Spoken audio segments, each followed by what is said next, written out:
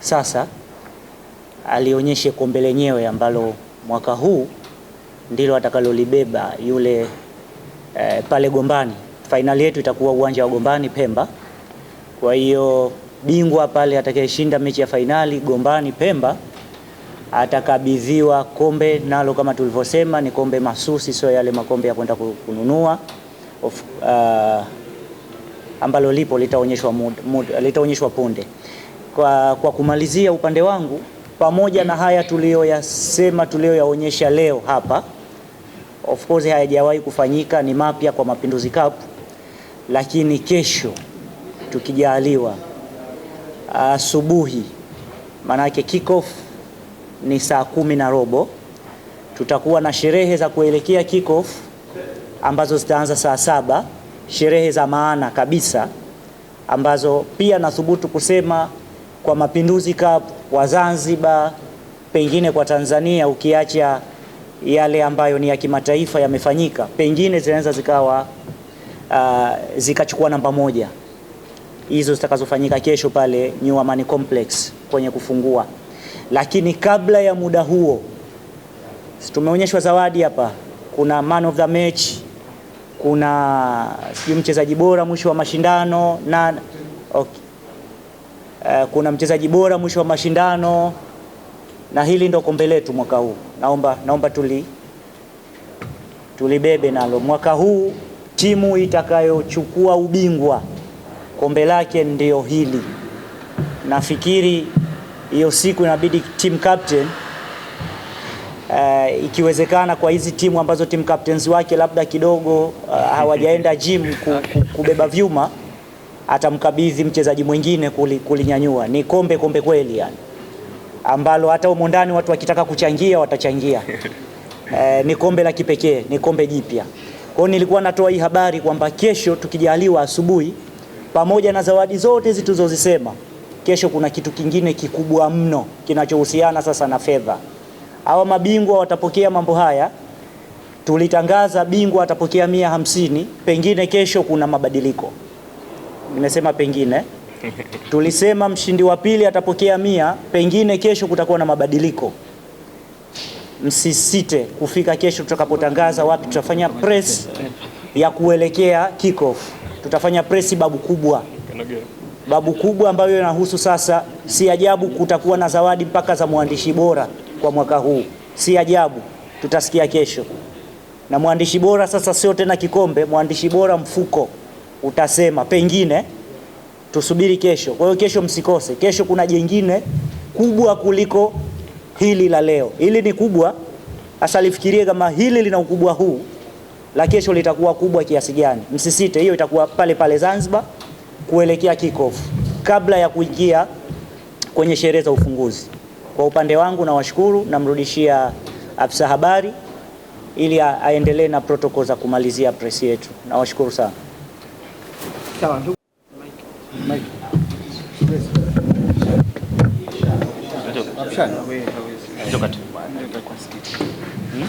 Sawa. Karibu joka.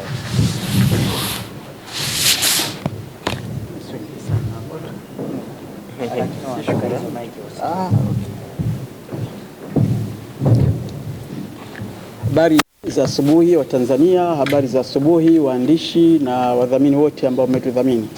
Kwanza kabisa nimshukuru Mwenyezi Mungu ambaye ametuwezesha sote hapa kufika hapa tukiwa katika hali nzima na salama sana. Lakini niwashukuru tuna Executive Division as Leisure na waandishi wa habari katika mihimili yetu ile kwa kutusupport. Najua waandishi wa habari mna majukumu mengi ya kazi, lakini mmeacha yote mmekuja hapa kutusupport. Kwanza nashukuru kipekee, na nafikiri au halisia kwamba habari zetu hizi zitaruka na kila mmoja ataona vipi Justify tumetupa zawadi. Lakini kazi iliyopoa hapa ni ndogo tu, na nisitumie muda mwingi kuwapa shukrani. Kwanza kabisa naomba niwape shukrani wadhamini wote ambao wametudhamini kwa Kombe la Mapinduzi. Kwa niaba ya kamati ya Kombe la Mapinduzi nawashukuru sana kwa sababu wao wametuheshimisha.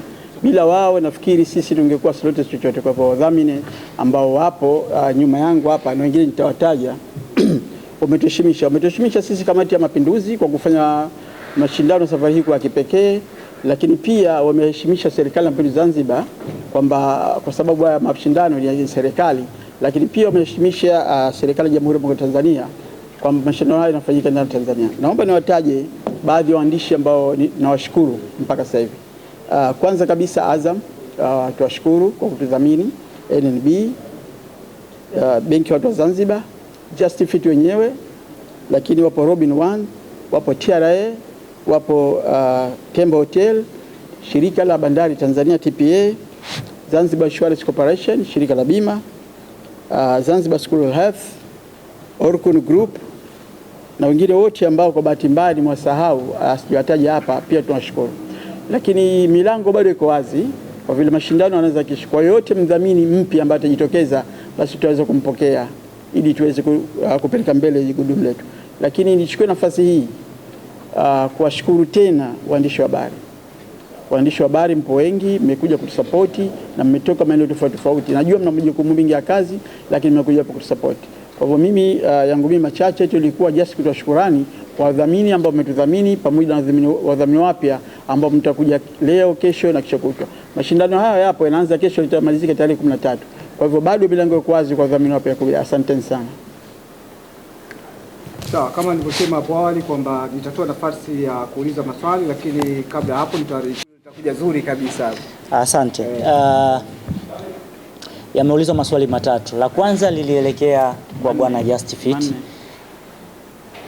lakini kimsingi kwa sababu kulikuwa na neno makubaliano, manake sila kwake peke yake, ni letu sote. Tukisema makubaliano, mkataba, manake ni yeye na sisi. Kwa hiyo pia naweza nikaligusia alafu mwenyewe atalijibu kama ulivyomuuliza. Sasa hilo naliweka mwisho. Najibu lile la pili ambalo liliuliza utaratibu ukoje, mpango ukoje kwenye vikosi B. Kawaida imezoeleka kuonekana vikosi B. Kwanza, sifa kuu ya timu kushiriki Mapinduzi Cup, sifa namba moja ni hiyo timu iwe ni Premier League. Timu iwe ni ya ligi kuu kwa nchi yoyote tuliochukua, kwa maana Tanzania bara hiyo timu iwe ni ya ligi kuu, Zanzibar iwe ni ya ligi kuu, nje ya Tanzania ni ya ligi kuu. Alafu ile timu inasajili wachezaji kadhaa bila shaka. Kwa hiyo kama waandaaji hatuwezi kusema una first 11 lazima icheze first 11. Yeye ndo anajua zaidi. Lakini Mapinduzi Cup sio tena hiyo tuliyokuwa tukiidhania. Sio tena hiyo tunayoifahamu. Of course hivi wenyewe tunaifahamu kwamba Mapinduzi Cup ya mwaka huu ni Mapinduzi Cup tofauti kabisa. Sio tu mwaka huu, hata mwaka jana, hata mwaka juzi. Lakini mwaka huu shekhe 150 nani haitaki? Na hiyo ni ambayo sasa hivi tumeisema, au sio? Nimesema kesho kuna jambo kubwa, hatujui ni lipi. Lakini nimetamka hapa kesho kuna jambo jingine zito zaidi. Sasa kwanza nani hataki 150? Ambaye atasema basi napeleka watoto wakacheze, napeleka timu B kacheze. Kila mtu anataka 150, au sio? Lakini hebu angalia thamani ya hili kombe. Ambalo hili kombe mwaka huu 2026 ndo tunaanzia, lakini miaka yote manake hatubadilishi tena. Kombe letu ni hili. Ni staili hii ndo ya kombe letu. Nani hataki mara ya kwanza mimi ndo nilibeba? Kila mtu atatamani mara ya kwanza awe ndo kabeba. Kwa hiyo ataleta timu kwa maana ya timu. Lakini sisi wana michezo, mtu angalie, kuna fixture sasa hivi ya Premier League kokote? Hamna. Hakuna Champions League, si ndio? Hakuna CAF Confederation. Wapi wachezaji watapata mambo yale kama sio kwenye Mapinduzi Cup kwa kipindi hiki? Kwa hiyo ni watoe shaka waandishi na umma kwa ujumla. Huu mwaka New Amani Complex, Dr. Mwinyi mwenyewe ashaanza kuweka pesa mfukoni. Ashaanza kuweka kwa kuamini tukimaliza Mapinduzi Cup huenda tukahitaji ile pichi kuifanyia mambo mengine kwa njumu zitakavyopatifua pale. Yaani patatifuka. Kwa hiyo hata pesa ya akiba ishawekwa, kama itatokezea kufanya marekebisho ya pitch kabla ya Champions League kurudi, yafanyike haraka. Uhakika tulionao huu mwaka watu wanaenda kushindana kupita maelezo. Na sio timu B, ni timu classic ndio zitakuja kucheza. Hilo nafikiri naongezewa hapa kwamba hata 101, yani tulifanya mazungumzo ya moja kwa moja baina ya kamati na viongozi wa vilabu, baina ya serikali na mashirikisho na kuweka hiyo mikakati. Kwa hiyo na waondoa hofu, timu zitakuwa ni zile timu haswa, na mchezo utakuwa ni mchezo haswa.